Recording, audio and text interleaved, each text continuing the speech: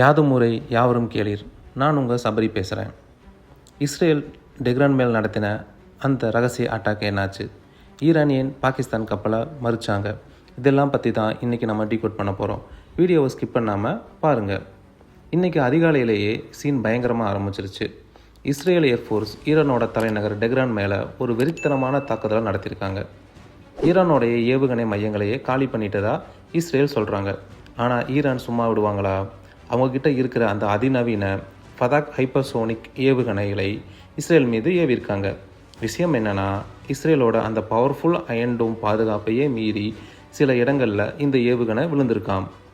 America Israel சேர்ந்து Iran மேலே போர் தொடுத்து இப்போ 1 மாதம் ஆக போகுது. இப்போ ஒரு லேட்டஸ்ட் நியூஸ் என்னென்னா, அமெரிக்க அதிபர் ட்ரம்ப் ஒரு அறிவிப்பை வெளியிட்டிருக்காரு. ஈரானோடைய மின் நிலையங்கள் மேலே இப்போதைக்கு அட்டாக் பண்ண வேணாம்னு தற்காலிகமாக நிறுத்தி வச்சுருக்காங்களாமா. பேச்சுவார்த்தை மூலமாக ஒரு நல்ல முடிவுக்கு வரும்னு ட்ரம்ப் நம்புகிறாரு. ஆனால் ஈரான் இதை சுத்தமாக ஒத்துக்கலை. சண்டையில் தோற்று போனதை மறைக்கத்தான் ட்ரம்ப் இப்போ போர் நிறுத்தம்னு பேசிகிட்டு இருக்காருன்னு நிறையா விமர்சனங்கள் பண்ணிகிட்டு இருக்கிறாங்க. இப்போது மெயினான மேட்ருக்கு வருவோம்.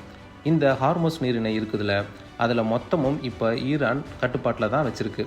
உலகத்தோடைய கச்சா எண்ணெய் போக்குவரத்துக்கு இது ரொம்ப முக்கியம். ஆனால் இந்த சண்டையால் நிறைய கப்பல் கம்பெனிகள் அந்த வழியாக போகிறதையே நிறுத்திட்டாங்க.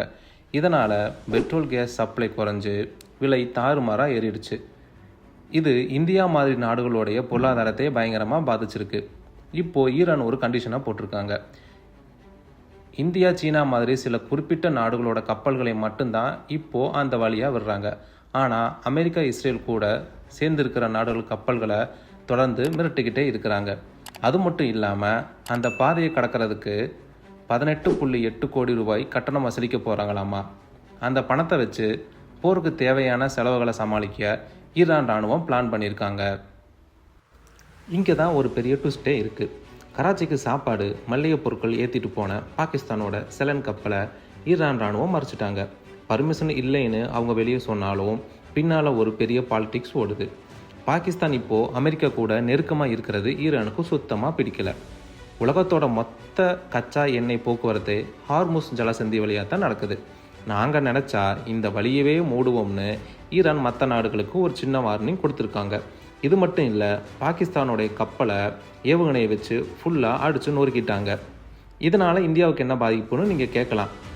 இங்கே தான் ஒரு மேட்டர் இருக்குது.